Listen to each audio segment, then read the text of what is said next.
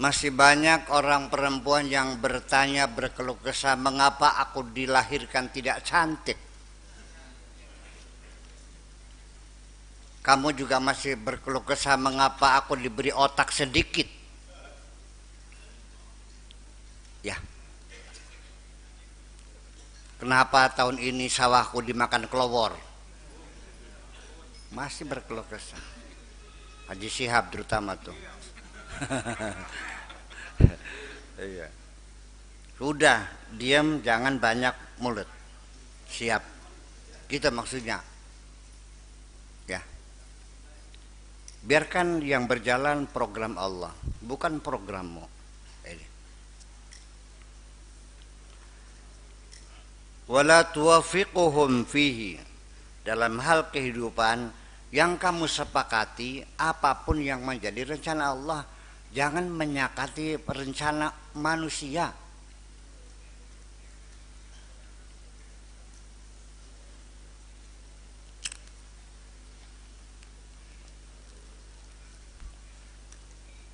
Kalau suatu ketika ada lembaga survei yang mencanangkan kamu harus jadi presiden, katakan tidak usah diprogramkan aku jadi presiden. Kalau Allah menghendaki jadilah aku presiden. Gitu. Siap?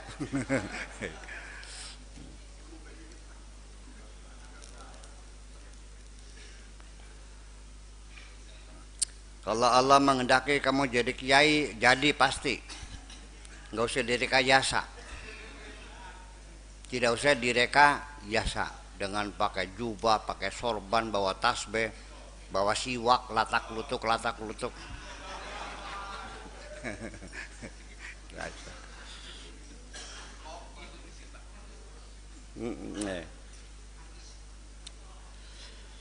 Ya, sebab bagaimanapun setiap orang punya rencana, punya program, itu selalu melakukan rekayasa. Untuk itu biarkanlah Allah saja yang merekayasa, karena Allah maha rekayasa. Ya. Biarkan saja engkau sebagai pemain, sebagai bintang, ya, sutradaranya biarkan serahkan kepada Allah saja.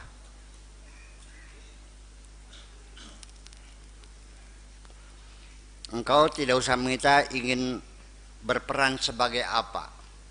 Kalau Allah mengatakan kamu jadi Sengkuni, siap. Sengkuni yang baik masuk surga.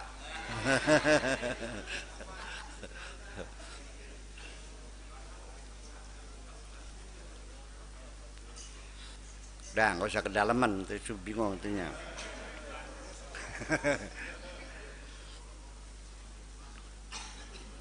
Inkasara man inkasara wanjabara man jabara.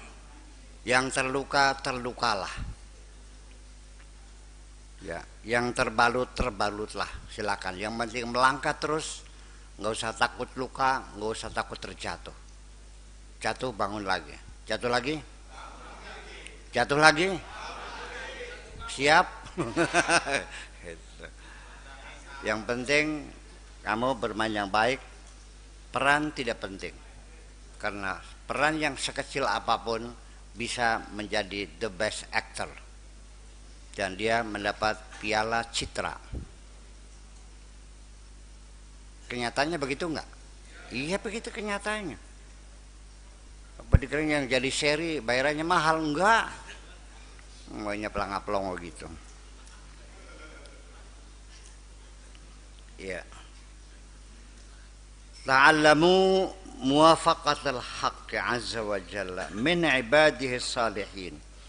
Belajarlah bagaimana caranya mengikuti saja keinginan Allah, nurut saja kepada kehendak Allah. Dari siapa belajarnya? Dari hamba-hamba Allah yang saleh yang ada di sekitarmu. Jangan ngarang sendiri. Ya, kalau salah pilih juga kamu disesatkan. Nanti ujung-ujungnya mencari merah delima,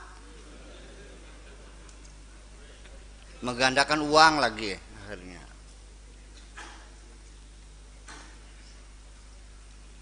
Untuk mengetahui mana hamba Allah yang saleh, ya perlu belajar juga. Iya. Tentang kesolehan, jangan salah paham.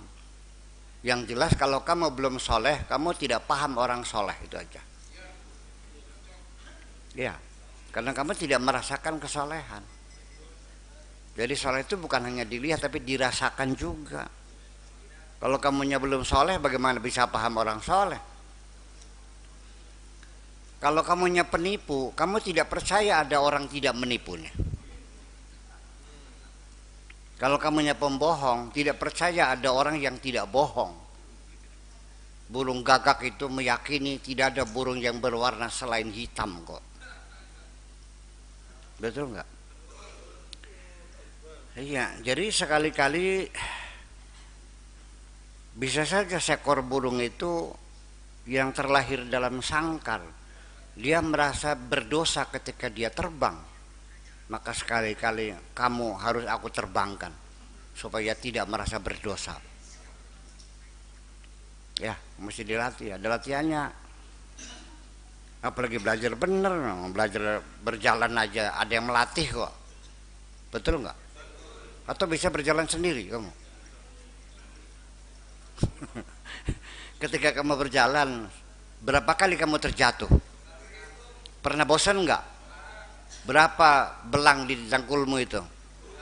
Satu bukti bahwa dengan semangat tidak pernah putus asa, semuanya akan bisa kamu capai. Oke? Jangan kecil hati, belajar. Orang-orang saleh yang mana al-muwafiqin, orang-orang saleh yang selalu menuruti apa yang dimaui oleh Allah. Selalu sinkron, selalu sama. Iya. Jadi artinya ya untuk belajar pertama yang penting orang-orang soleh itu ke barat, kamunya ikut ke barat. Kalau mereka yang soleh jalannya tegap, kamunya masih sempoyongan, nggak apa-apalah. Yang penting arahnya sama aja dulu. Kira-kira ngelajapi pada ngulonnya lah, kan enggak? Iya. Ya miring-miring dikit nggak apa-apalah. Ya, tapi yang penting arahnya sama aja dulu. Iya.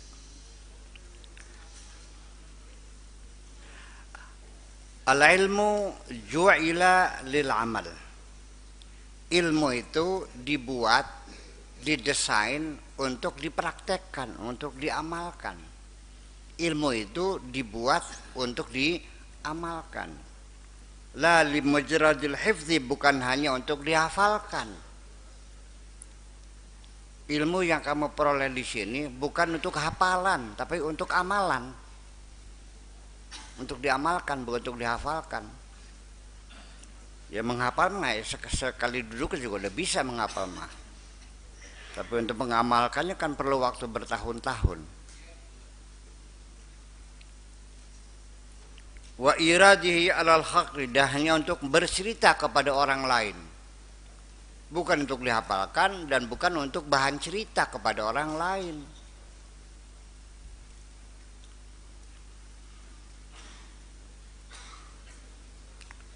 Ilmu ini mah sarjana, kelakuan ini mah SD. Banyak kayak begitu.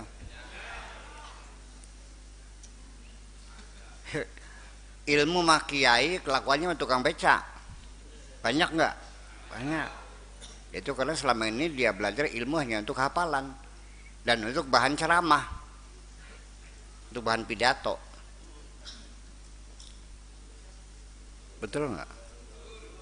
Kamu kalau ceramah ngapalin dulu nggak? Iya. Begini, nggak usah dihafalin. Yang penting kamu yakini benar, kamu amalkan. Nanti ketika kamu berpidato akan muncul sendiri, mulutmu akan berkata sendiri. Aku adalah mulutmu, kata Tuhan. Oke? Iya. Dan ketika engkau bekerja, akulah tanganmu. Dan engkau berbicara, akulah mulutmu. Gitu. Kalau tidak, ketika engkau berbicara, setanlah yang menjadi mulutmu. Iya. ngomongnya ngacaparang waneka. Iya, bicaranya apa kenapa? Lihatkan aja orang yang berbicara mulutnya setan itu isinya mengadu domba, menyebar hoax. Paham?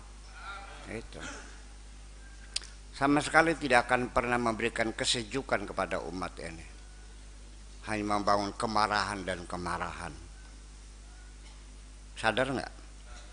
Melihat nggak dalam realita? Iya, seperti itu. Iya, katone mah. Ya pinter mah pinter. Iya. Jadi artinya ketika engkau sudah yakin mah, saya kira begini, kalau kamu bicaranya keluar dari pikiran, maka orang pun mendengarnya dengan pikiran. Kalau engkau bicaranya dengan mulutmu, ya yang mendengarkannya pun dengan telinganya. Ketika yang berbicara hatimu, maka yang mendengarkan pun juga dengan hatinya. Paham likin? Nah, ya.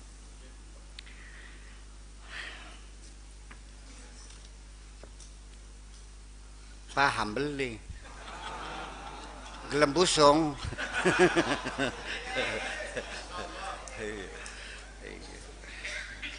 Iya. Ya. Ta'alam wa'mal. Belajarlah dan amalkan. Summa alim ghairaka, lalu ajarkan kepada orang lain.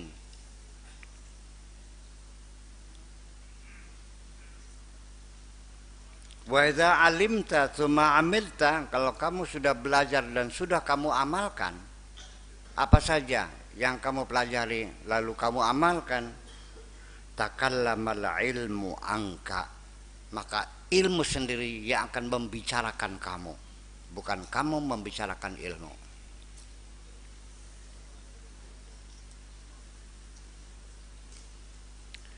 Wa idza sakatta, kalau engkau pun tidak bicara, takallama bilisanil amal, yang berbicara adalah lisan amalmu.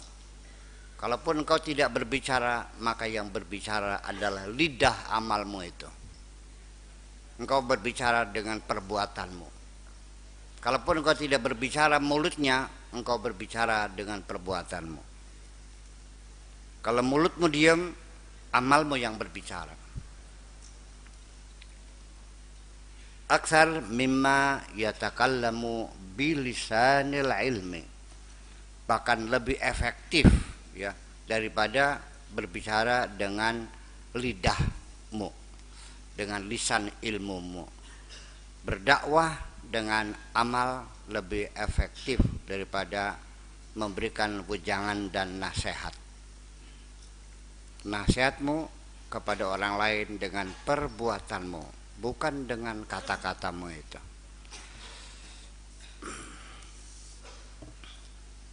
Karena moral itu bukan didengar tapi dilihat. Akhlak itu bukan diceritakan tapi dilakukan.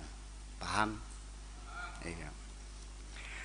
Walihadza qala ba'duhum rahmatullah alaih, man la yanfa'uka hazzuhu, ini salah cetaknya, la yanfa'uka wa'zuhu, tolong diperbaiki, man la yanfa'uka hazzuhu la yanfa'uka wa'zuhu.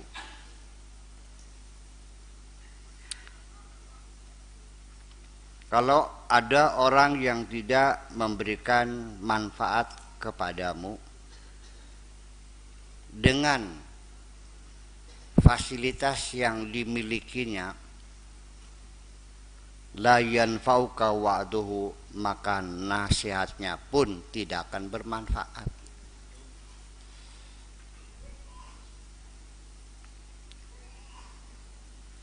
Kalau fasilitas yang dimiliki orang tidak memberi manfaat kepadamu, maka nasihatnya pun tidak akan memberikan manfaat.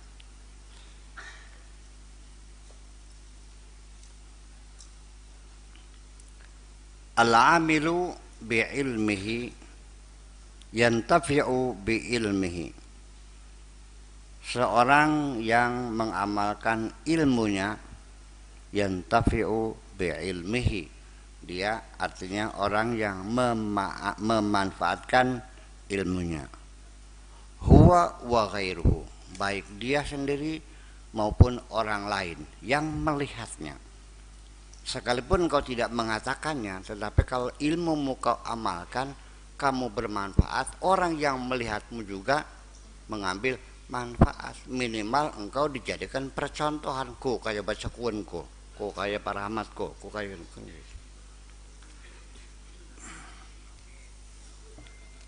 iya gitu. Li'anna Allah azza wa jalla yuntiquni bima yasha ala qadri ahwalil huduri indi. Karena Allah subhanahu wa ta'ala juga memberikan aku kemampuan untuk berbicara. Yuntiquni bima yasha, sesuai dengan kehendaknya. Ala qadri ahwalil hudur, sesuai dengan kadar kehadiranku.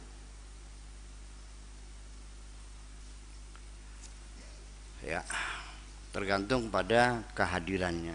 Wa illa fa baini wa bainakum adawatun, kalau tidak berarti antara aku dan kamu ada permusuhan, ada perselisihan, ada perbedaan. Ardi lakum mabdulun, kehormatanku ya, terbuang. Wa mali, dan hartaku. Wa laysa li syai'un, padahal aku tidak punya apa-apa. Wa in kana li syai'un, kalau aku punya apa-apa, fama amna'ukum minhu, pasti tidak akan kuhalangi. Artinya pasti akan kalau saya punya, saya kasih. Kalau saya punya, saya nggak punya apa-apa. Ma baini wa bainakum siwa an-nasiha, yang aku miliki hanyalah nasihat untuk kamu kok. Duit mah nggak punya, tapi nasihat punya. Silakan, mau saya nasihat? Mau nasihat mau duit? Atau sekalian duitnya?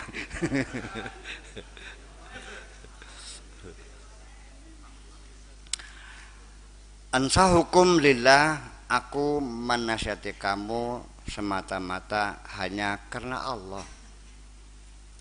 Tidak ada kepentingan aku terhadap dirimu. Aku menasihati kamu semata-mata hanya karena Allah, karena cintaku kepadamu. La li, bukan karena kepentinganku. Aku menasihati kamu bukan karena aku ingin sesuatu dari kamu, semata-mata karena aku sayang sama kamu, gitu aja kok.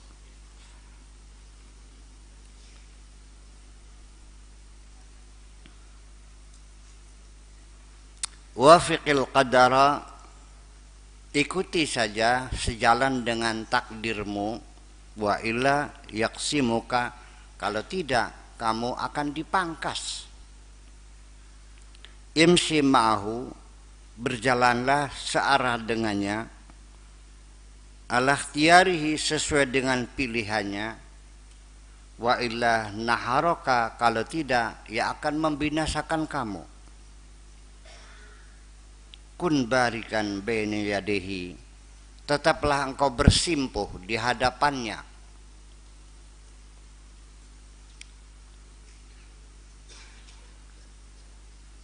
Ila an yarhamaka,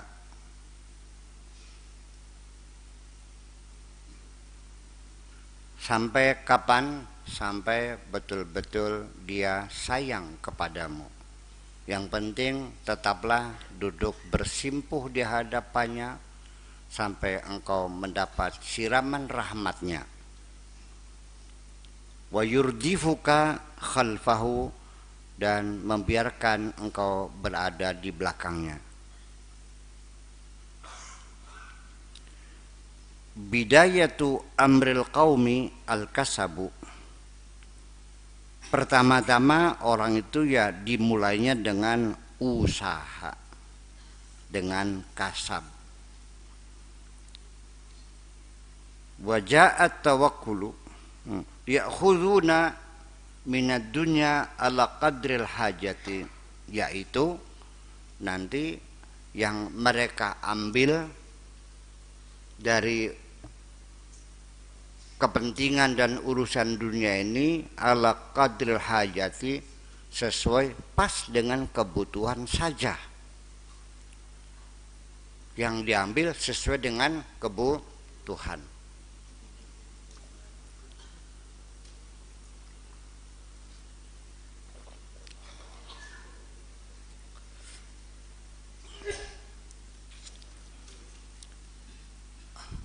Kang Sarip, ya, untuk apa namanya, muter minta infak nih, kalau ke bagian perempuan biar orang perempuan saja yang muter, ya, jangan kamu melangkahi orang perempuan, nggak boleh.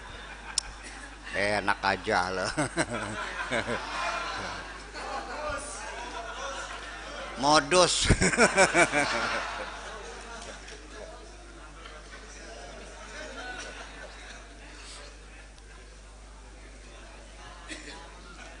Aku juga laki-laki kok.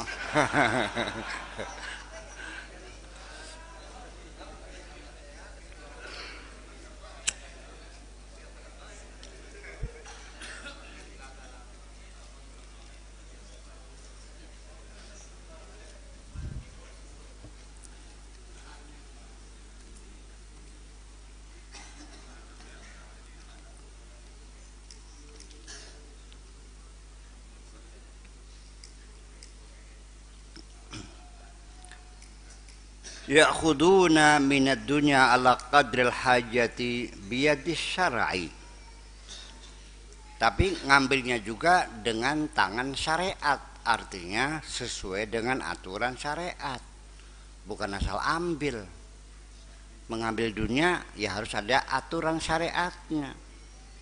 Supaya kamu tahu mana yang halal, mana yang haram, kan gitu. Dan juga diambilnya ya secukupnya saja. Tidak berlebih-lebihan. Kalau perlunya 1 juta ya sudah 1 juta cukup, alhamdulillah. Jangan butuhnya 1 juta, mintanya 1 miliar. Dan tidak usah kamu mempersiapkan anak cucu 7 turunan. Cukup untuk dirimu. Anak-anakmu serahkan kepada Tuhan. Dia yang ngasih makan, bukan kamu kok. Paham nggak? Ini mah anak 7 dipersiapkan, 1 orang 1 rumah, 1 orang 1 rumah. Dia bikin 7 rumah untuk anaknya. Semua kalau saya mati anak saya harus punya rumah semua. Ada nggak begitu?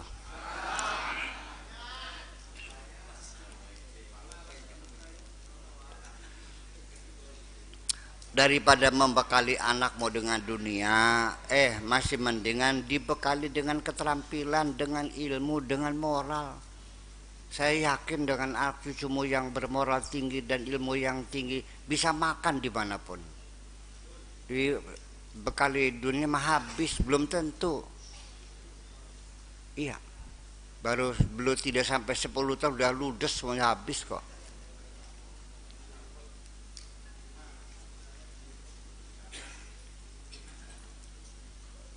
Dan jangan kau serahkan hartamu dimanfaatkan untuk kepentingan Allah kepada anak-anakmu. Kau sendiri yang melakukannya. Karena anakmu belum tentu sayang sama kamu. Ini pengalaman berulang-ulang, jangan bodoh terus kamu ya nih. Iya. Banyak orang tua yang mewakafkan tanahnya, begitu bapaknya mati diminta lagi wakaf anaknya. Jadi bekal orang tua untuk kehidupan akhirat diambil lagi, tega kok.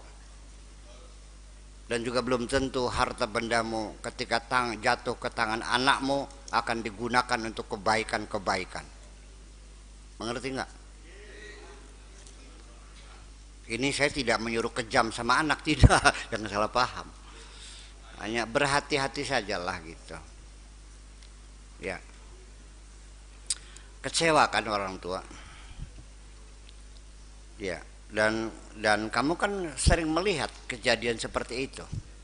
Anak tega sama orang tua, apalagi begitu. Ada orang menagih hutang. Nah, ini bapakmu punya utang 50 juta, kapan dilunasinya? Apa jawabnya? Silakan nagih ke kuburan. Tidak mau melunasi hutang orang tuanya. Pernah ngeliat nggak begitu? Ya udah, sih beli paham sih dok. Iya, ini masih bilang gitu aja.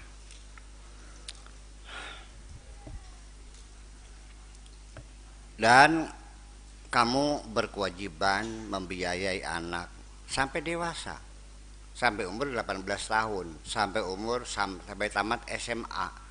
Setelah itu bukan kewajibanmu, tapi itu hanya kebaikan. Biar anak-anak kita tahu semuanya. Kalau sudah perguruan tinggi itu sudah bukan kewajiban orang tua, itu kebaikan orang tua. Kawin biaya sendiri, masa orang tua lagi? Kalau orang tua nggak bantu, nah itu berarti orang tua yang baik, itu aja kok. Tapi kalau orang tua nggak bantu, nggak salah juga. Ya, mau kawin silakan usaha sendiri. Nah nggak apa-apa, ya terserah sih. Mas kawinnya, ya uang kamu sendiri dong. Enak aja. Mas kawinnya, orkesnya semuanya gimana lagi? Ya biar anak-anak tahu diri gitu.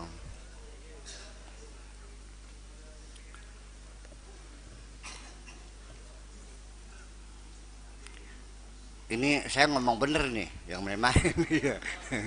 Iya. Ya, tapi ya bagaimanapun juga saya juga mengerti. Kalau kamu hatinya masih baik mah, ya saya kira tidak akan keberatan membantu anak toh. Tapi yang penting anak harus tahu. Harus anak dikasih tahu bahwa ini kebaikanmu, bukan kewajibanmu. Supaya anak berterima kasih sama orang tua, paham nggak? Yang selama ini kan tidak berterima kasih, kalau dianggapnya kewajiban sih. Iya. Tapi orang miskin minta zakat sama orang kaya, dianggapnya kebaikan. Tidak, itu adalah kewajiban kalau zakat mah. Jadi yang berterima kasih orang yang kayanya, alhamdulillah zakat saya ada yang terima gitu. Orang miskinnya ketika minta zakat yang kayak orang mis, datang seperti debt collector. Mana uang gue, titipan Allah gitu.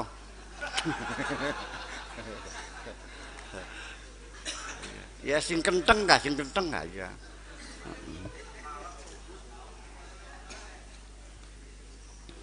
Ketika bertanya kapan Allah menitipkan, lah saya ada dalilnya kok, kan gitu. Sekarang kan lagi usum dalil.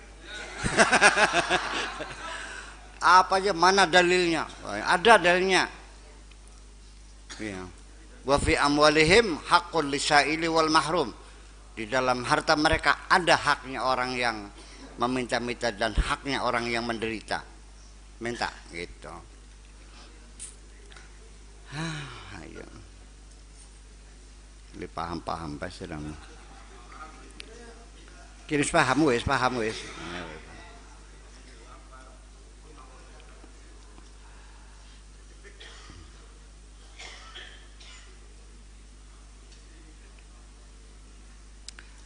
Hatta idza ajazat mabanihim, sampai ketika satu ketika saatnya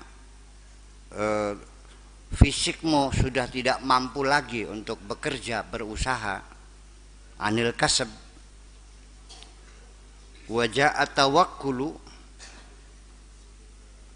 kemudian saatnya kamu bertawakal, berserah diri kepada Allah karena kamu sudah lumpuh, sudah stroke, sudah tua, bangka. Faqatama ala qulubihim, dia setempel di hati mereka.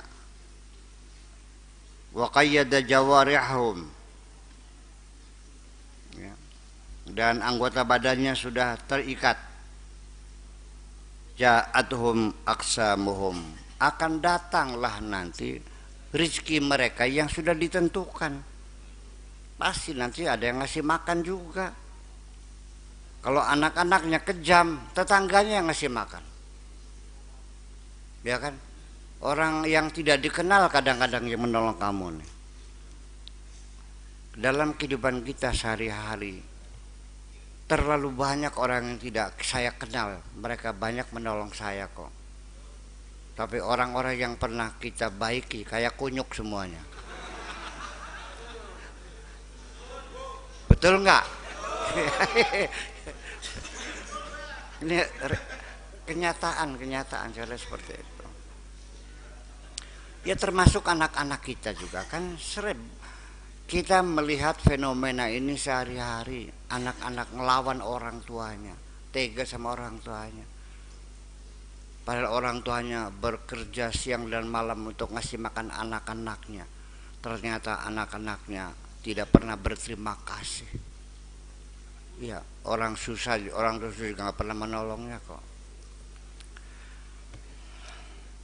Dulu ketika dia kecil orang tuanya nyebokin dengan tangannya, betul?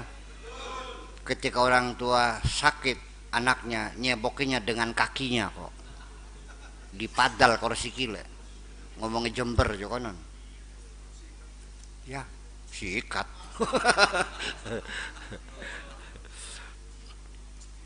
Iya. Iya, seperti itu.